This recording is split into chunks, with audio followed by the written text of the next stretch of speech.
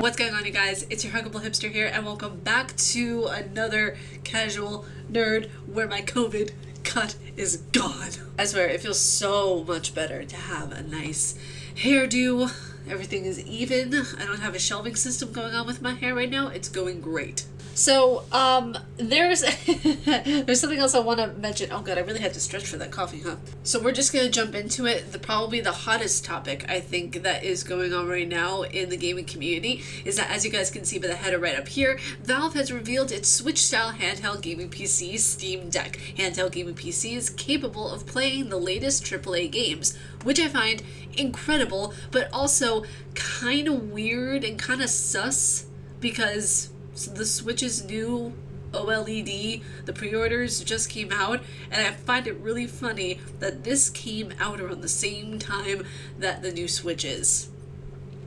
Really sus. Now, for me personally, I kind of think the system is a bit of a money grab considering the fact of the pricing structure, and we'll get to that in a moment. But it states here in the article that Valve has announced Steam Deck. It's a Switch-style handheld gaming PC. The device was first reported earlier this year, described as a powerful all-in-one portable PC capable of running the latest AAA games. Like a Nintendo Switch, it can even be plugged into a television via cables or an official dock, which will be sold separately. I use selling that separately. That's one of the issues that I have. Why is that being sold separately for the price point that it's at currently, which we will get to. Why are you selling the dock separately? Steam Deck is also an open PC, Valve says, with the ability to install any software or connect with any hard drive. The handheld will feature a, in quote, powerful custom APU developed with an AMD, a 7-inch touchscreen, full-size controls with gyro trackpads, Wi-Fi, Bluetooth, microSD expansion slot, and a USB-C port. It will begin shipping December with prices starting at $399 for 64 gigabytes. Increased storage options will also be available for $529 for 256 gigabytes NVMe SSD and $649 512 gigabytes NVMe SSD. $649 for 512 gigabytes. And the dock is not sold with the console. Okay. Sorry, I need to take a sip of my coffee. I don't feel like I'm fully awake yet to understand the gravitas of this situation here, okay? I'm sorry, $649 for 512 gigabytes. Okay, it goes into the saying for the rest of the article that starts starting tomorrow, July 16th, which is past now, obviously. It requires a $5 down payment and previous purchase history on Steam so that Valve can avoid potential unauthorized resellers, which I love. That part, I love. That bit, that's the only bit that I love. I know this looks overdramatic right now, but I'm really just curious. Can there be a situation in where the gamer doesn't feel completely ripped off? Selling a handheld console that is $649, $650 or $670 even with tax or a game or whatever it is. That's a pretty hefty penny. That's almost the price of a laptop. Actually, that is the price of some laptops. Actually, that's a little bit maybe on the cheaper side. But like, let's say you want to get a MacBook, that's half the price of a MacBook right there. I know some of my friends who have already gotten this pre-ordered and put a down payment on it. It's just shocking to me because it's like there are so many good consoles that are available, and I feel, again, I will use this word, a bit sus that Steam decides to come out with its own thing. Like, Valve decided a Steam Deck because I don't, for what reason? I'm sorry, for what reason exactly did Valve decide to come out with a Steam Deck? Is it for purely competitional purposes? Is it that secret that they've been holding on to for such a long time? What, I don't understand. I like the fact that it can be plugged into a television, like an official dock for the Switch, which the entire thing is just basically a Switch ripoff, but that's okay. I just want to know how you can play Death Stranding on there. That's the only thing that I'm interested in. Like, if that's, I mean, you know, so many of my friends are just like, oh, I want to be able to play AAA games on there. I'm like, but can it handle Death Stranding? Or Horizon Zero Dawn? Like, all the AAA games, I am thoroughly impressed with the technology and how they're able to have a handheld that can play AAA games like that. That is very impressive to me. I just feel like this is a bit of a money grab. people may disagree with that, especially the people who pre-ordered the thing. And $649 for 512 gigabytes NVMe SSD. That's obscene. Like, for a handheld device, I get the technology that it has, I understand all of this, but this is not an affordable thing for most people. Hell, even the Xbox Series X costs less than that. The Xbox Series X was $499.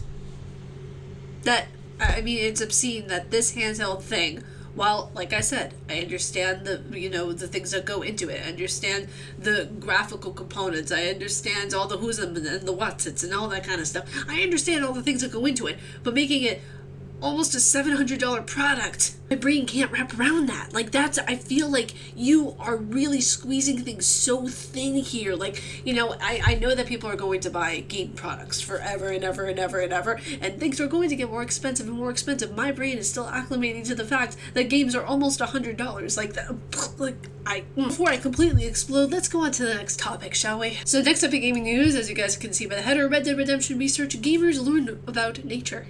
We learned about the trees and the grass and the wildlife and the ambient sounds that animals make. It states here in the article that RDR2 is an action-adventure game set in the southern and western states of the U.S. in 1899. The researchers from the University of Exeter and Truro in Penwith College in Cornwall challenged more than 500 gamers to identify photographs of real animals. Results showed that gamers were better at identifying wildlife, with some players reporting increased knowledge about animal behavior and ecology. One person who took part said RDR2 taught them how to spot a ram that was about to charge, adding, "No joke, saved me from breaking a leg in real life." And they say video games don't apply to real life. I love this so much. I love that video games are being taken more seriously. I love that video games are being studied in this way. Like, it's so breathtaking, and it's so wonderful to see that while there are so many still who unfortunately don't see the value of video games and what they can provide to the masses, there are people who are just like, hey, you know what?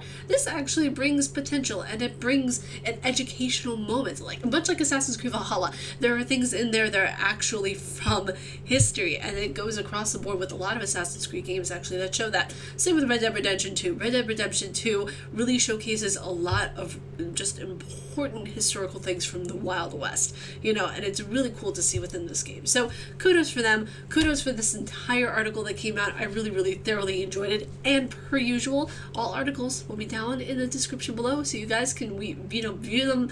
Well, I was about to say watch them. Don't watch them, you know, read them preferably. So next up, we're going to go into a rather interesting topic. I saw it and I was just like, okay. Doki Literature Club Plus censored on PlayStation consoles, where they're making the blood a little less blood-like. Now, I didn't want to copy all of the article to show you guys because there are spoilers for the game, so I don't want to share any of the spoilers. So the most important thing that I want to mention throughout this entire article is that Doki Literature Club Plus has been censored on PlayStation 4 and PlayStation 5, altering the color of blood in one major scene. In a blog post on the day of the game's launch, developers Team Salvato discussing how some would have concerns the game's horror scenes would be censored on console. Oh gosh, this entire thing. I remember seeing people arguing about, you know, is there going to be fake blood? Is the blood going to be blue? Is it going to be purple? Like, it's so fascinating because games now are at a point of where they are so lifelike and so realistic that anything, anything is up for grabs. Anything can happen. Anything is bound to happen within a video game. And the fact that it has to be censored, I feel like it's kind of dangerous because we're preventing people from seeing the reality in video games, you know? So while people may play video games to escape reality, I feel like the fact that reality is being embedded into video games is a really groundbreaking thing. It's really cool, and the fact that it might be censored, it's kind of this way, that way. I mean, if people get triggered by it, they should obviously, you know, decide what games are for them, what they should be playing, what they shouldn't, but I don't know, if you get easily triggered by that kind of stuff, obviously don't play those kinds of games. It's all in your hands. It's all your choice of what you do and do not play. Also, if you guys do have the mindset of where you want to jump headfirst into Doki Literature Club, I would highly recommend the game. just absolutely phenomenal story-wise. And of course, it's cute, it's fun, but besides that, the story is what really grabs you and takes you in, and it's phenomenal. So major props to Team Salvato on that one. They did an incredible job with the game. And lastly for today, in the gaming of the news, in the news of the games, we have Warframe. Finally, it's a long awaited, but a new expansion is being revealed. And it happened this weekend. This past weekend, not this weekend that just past week, 6 days ago. Now it states here in the header, Warframe trailer teases a long-awaited new expansion being revealed this weekend. After years of waiting, the new war is finally coming. For all of my Warframe all of my Warframe fans, you guys are in for a treat, seriously. I'm so excited. I'm gonna actually review the trailer on here. There was supposed to be a trailer for The Witcher Season 2 that I was going to review this past Saturday, and I couldn't because it would get copyrighted because of the music, so I couldn't upload it. It states here in the article that Warframe's big TennoCon fan convention, which is online only this year because of COVID-19, is happening this week. But ahead of Digital Extremes revealed the biggest news of the show, the New War expansion. First announced all the way back in 2018, the New War has been one of the most highly anticipated updates to Warframe. It's believed to be the next big chapter in Warframe's bizarre and fascinating story. With evil sentient robots launching an all-out invasion into the Sol system, it was originally supposed to release in 2019, but was pushed back for reasons that aren't entirely clear, likely related to delays caused by the coronavirus pandemic and poor reception to Warframe's controversial Railjack update, which added a new mod where players piloted large ships in hectic space battles. Digital Extremes overhauled Railjack earlier this year. It's so much better now. The trailer above doesn't provide too much details on what the new war will be, but it's also hard to ignore the shot at about 30 seconds in with a massive sentience amid the wreckage of the Orcan tower that overlooks Cetus, the human village on the edge of plains of Eidolon. Players will remember that the 2019 trailer also showed sentients invading a grassy savanna, not unlike the plains of Eidolon, so I'm guessing that's where most of the action will be taking place. Very, very excited for this. I love the game Warframe. I just started getting into it last year.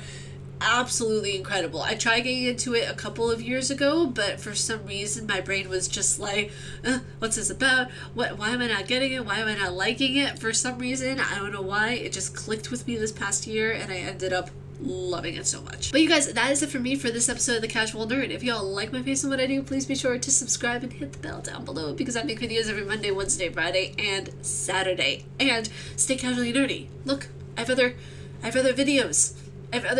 Look over there. Just click. You know what to do. It's just dangling there. You know? Just hanging. Just chilling. Chilling like a Cruella de Villain. But you guys, I'll see you all in the next video. Go. Let's get this watch time up so I can get the partner by the end of the year. Go. Get that clicking on.